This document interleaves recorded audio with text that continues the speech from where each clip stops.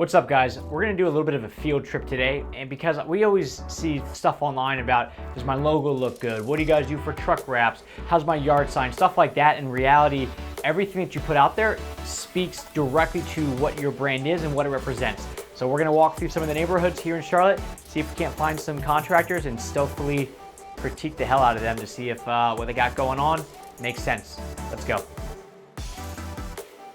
All right, guys, so the very first thing about all these yard signs that you have to remember is that most of the time people are driving by. So when you put on these yard signs all this information, like all the services that you do, your phone number, your tagline, areas that you service, all that kind of stuff, nobody sees any of it.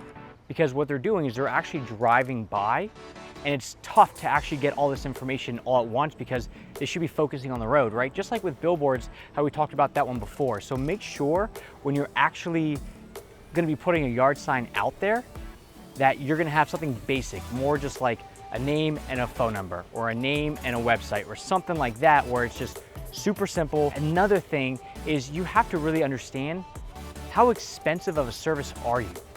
If you are selling something that's super high end and it costs a lot of money, if you have a cardboard sign, what does that say about your company? I mean, imagine if you're trying to pitch somebody a really expensive kitchen and the business card that you hand them is a cheap one. And it's obvious that it's a cheap one. How much trust is that building? So when it comes to signs, if people are driving by, that's the first impression of you. So if you're gonna be at a home for a long time, I mean, you need to have a really nice sign that's like closer to like a real estate sign than a quick one that maybe you pop in for an afternoon, say that you're there, and then you pull out when you go. So first and foremost, make sure that your signs are representative of the cost value of what you're providing. Really high-end sign, really high-end product. Cheap sign, cheap product. All right, so if you notice as we're driving here, we got the yard sign, now it's covered up. So you literally had that much time to actually take in what was on the sign. And I don't know if you saw it quick enough, and you probably didn't. The guy had like 8 or 9 services that he provides, right? And the way that it's laid out is it's like 8 or 9 services over like a 3-inch vertical size. So imagine trying to stack all your stuff in that amount, and you're not gonna get any of it unless you're straight up just walking by. So if that's the case where you know that it's only foot traffic, that might work. But if you know that people are gonna be driving by and that's your best bet to actually get people to stop and look, or at least understand what you're doing when you go by, there you go. So make sure that you don't overstack it, because it's too hard to see what you're doing, and good luck getting somebody to call you because you're trying to fit all this information into one little piece of cardboard signage, okay? So with something like that, that's actually a pretty good sign, pretty good wrap, because it's nice and simple. People a lot of times love to go over the top, right? They love to, put all this flashy stuff, put pictures on there, but in reality, you don't need that. The only problem that I see with that really is that what they actually do is small. Sun Electric is like very small on there, so it's tough to actually understand what is it that they provide, right? We know they're an electrician now that we see it, but at the time, it's when you first pull up, you don't see it. But the fact that they have a website that is nice and large, that's fantastic. A lot of people love to hide it, kind of like you see at the very bottom where it says, whole house generators call for a free estimate.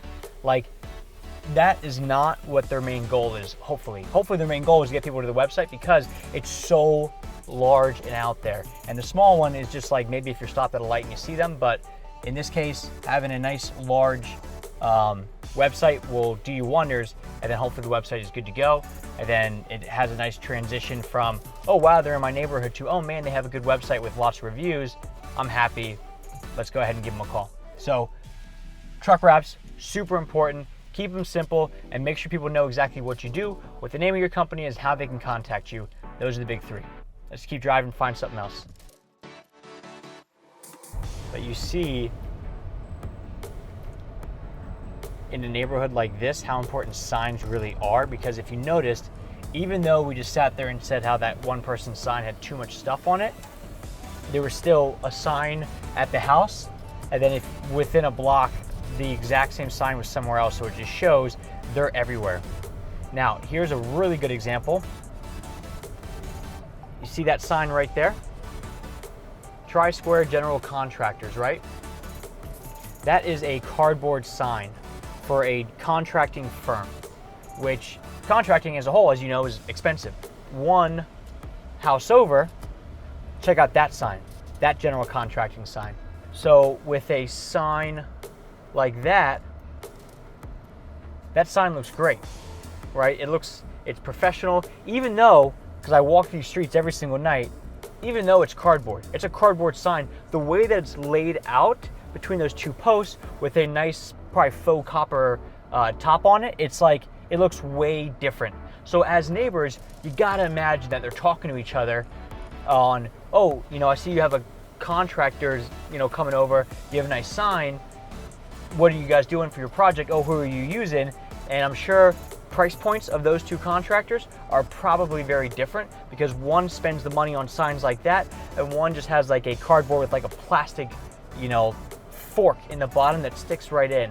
So the difference of probably what that person is, or the nice sign person is asking for in price, is probably way different than the other person. So again, if you're high end and you charge a lot of money, it's gonna be tough to ask for high end dollars when you have a sign that you got on discount or on budget.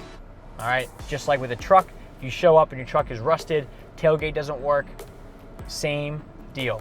It has to look nice and it has to be representative of who you are. All right, let's keep driving and see if we can't find some other stuff.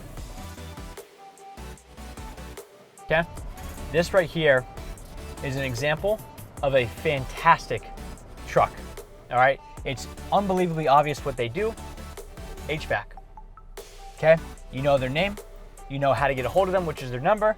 We're here till midnight, which is their tagline. That is their unique selling proposition right there. That's, hey, we're here up until midnight, right? It's a very well-known company, but you gotta imagine, do you think a really well-known company like that knows what they're doing if they've been in business for, what now, 60 years? They don't just wing it and just get lucky. So if you know that there's a big company out there that looks something like that, what if you just like kind of mirror them?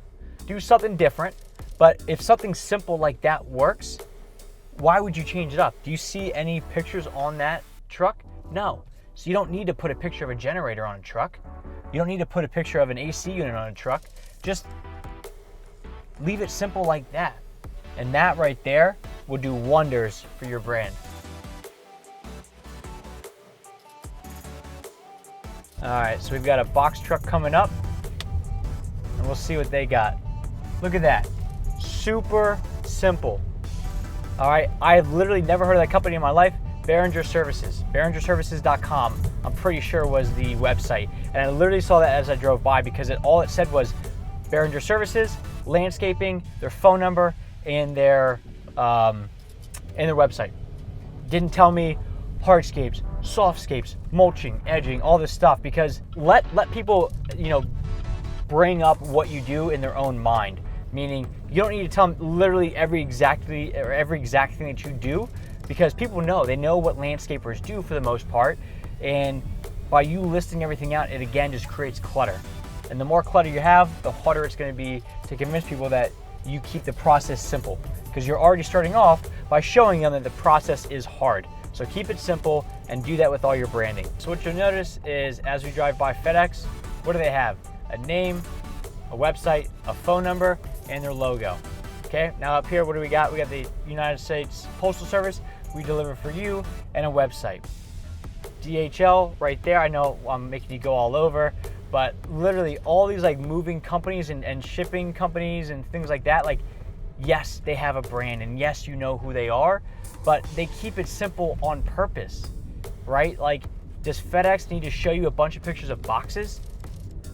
No, they don't, because you know what it looks like to ship with them. So why does a landscape company need to show you a picture of a lawn? They don't, they shouldn't. They just keep it nice and clean, nice and straightforward. I can't stress that enough. All these companies do it, you know, Spectrum. Like, it's so funny how all these big companies that do very well, they keep it very simple and very straightforward. and it's super easy to understand what they do. Yet all these small-time companies, like Astonish, I mean, that's pretty solid. All these small companies try to go over the top and tell you everything that they do. Is it coincidence that these big companies keep it simple and the small companies go over the top? I don't think it is, right? Everybody talks bad about corporate America. Like, oh, like it's the corporate world, it's this, it's that. But if you think about what corporate America does is they have all these rules and regulations and systems in place, but they also make hundreds of millions of dollars a year. You don't get to be a large company like that without doing stuff in a certain manner. So with these large companies, again, do not reinvent the wheel. Look at what they're doing. If FedEx and all these like other, let's say, contracting companies that you know well are doing things one way, just follow them. Don't reinvent the wheel.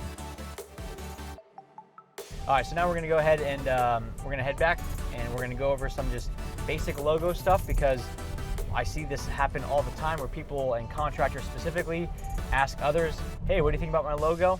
And not only does the logo suck, they're actually asking the wrong people. So we'll walk through how to actually figure out which logos work for you and go from there. So let's head back to Command Central.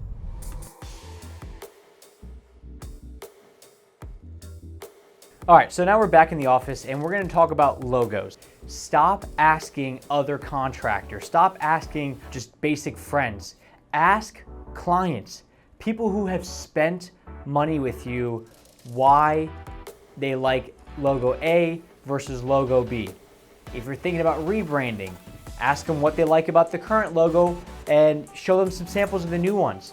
They're the ones that actually matter, the ones who have spent money with you. Plus, they'd like to help. If I went to you and said, you know, hey, I'm about to redo my logo, I would love it if you could kind of just let me know which one works better. People love helping other people and they feel good about it. So the number one suggestion that I have when it comes to logos is don't go online and use one of these companies and that you tell them this is the logo that I want. It's better to always ask a professional, hey, do a couple logos for me, and then show your clients and let them decide. What I see all the time is somebody who's high end, really expensive, and they have like a hammer and a sickle as their logo, or a saw, or those 3 homes that literally every single person has. Get it done right and make sure that you're asking your current customers, or if you don't have any in your brand new business, ask people in that exact demographic. Go on Facebook and just post the options and then just say, hey, anybody who's in the age of 40 to 55 and you're a female, please let me know which logo looks the best to you and why. Let me show you a client of ours that we had their old logo and we redid it when we redid his website, and we'll show you what it now looks like and why we went with the options that we did. All right, so let's check it out. All right, so we have a client of ours that we redid their logo, and they're a general contractor up in the Hamptons. So when you think of Hamptons, what do you think of? Expensive. Vacation homes of people that live in New York City. The logo itself has to be super high end, right? This is the first thing that really stands out about your brand is your logo, and that's what it needs to show. So what I have on the screen right here, this is the original logo that they did themselves. It worked well for a couple of years, but as we did this full website redo, we said, screw it, let's do a rebrand at the same time. So we took this logo that, if you look on the left side, the icon is, you know, a circular saw, handsaw, and a hammer. The writing itself is a little bit more, it looks like a samurai writing. And what we said was we went more for, let's go high end, somebody who, you know, for somebody who's like in their mid 40s or 50s, and take something that appeals to them. Plus, we don't want to look like a company, we want to look like a firm. We want to look expensive and quality. So what we ended up going with is this. A nice 3D. It doesn't have the hammer and sickle, it doesn't have a saw, nothing. It just shows nice, elegant, simple. Okay, so that's really what we went with for his logo, and here's how it looks. When you drive by, if you notice on his trucks and his sign, it just straight up the logo, the website, and the phone number. On his truck, the logo and the phone number. If I go on, I mean, literally everything is just logo, website, phone number, and that's it. Keep it simple. It shows elegance, I promise you, it's simple. And the only thing better than keeping it simple is hitting that like button right now. Keep it straightforward. Don't overdo this stuff by showing all the things that you do. People understand it. let your website or wherever you're setting them to do the talking for you. Guys, I hope you enjoyed that. Please make sure that your branding is on point. Everybody loves to go out, design their own logo, design their own truck, get other contractors to let them know if it looks good or not, and then they can't generate any leads. And I'm not saying that your logo or your branding itself is going to generate a bunch of work right off the bat, but you have to remember, this is gonna stick with you from here on out. So please, please, please be smart about this stuff, get some expert help, and you'll be good to go from there. Guys, if you like this, do me a favor, hit the like button. This really helps out with the YouTube algorithm. I just want to continue to spread the word about little things that can help one up your contracting business or small business 1, 2, 3%, and little by little that compound effect will kick in.